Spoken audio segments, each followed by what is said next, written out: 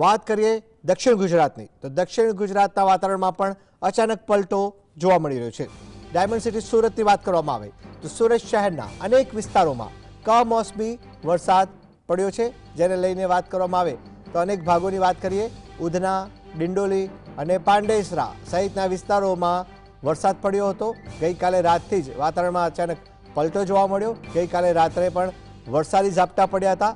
સુરત શહેરમાં વીજળીના કડાકા ભડાકા સાથે કમોસમી વરસાદ પડ્યો અને જેને લઈને ડિંડોલી, પાંડેસરા સહિતના ભાગોમાં વરસાદી માહોલ જામતા જનજીવનને અસર જોવા મળી છે। ફેબ્રુઆરી માસમાં અચાનક આવેલા વરસાદને કારણે લોકો આશ્ચર્યમાં મુકાયા છે। વાતાવરણમાં ઠંડક પ્રસરી ગઈ છે। વેસ્ટર્ન ડિસ્ટર્બન્સ અને સાયક્લોનિક સર્ક્યુલેશનના કારણે રાજ્યના અનેક વિસ્તારોમાં માવઠાની જે આગાહી હતી તેની અસર સુરતમાં જોવા મળી છે।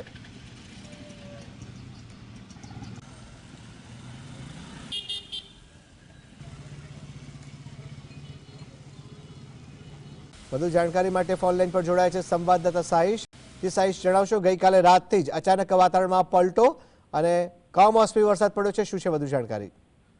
બિલકુલ જે રીતના વહેલી સવારે પણ વરસાદી માહોલ જે છે તે જોવા મળ્યો હતો। અચાનક જ વરસાદી માહોલ જોવા મળતા સુરતવાસીઓ પણ આશ્ચર્યમાં મુકાયા હતા। ઉધના, ડિંડોલી, પાંડેસરા સહિતના અલગ અલગ વિસ્તારોની અંદર વરસાદ જોવા મળ્યો હતો।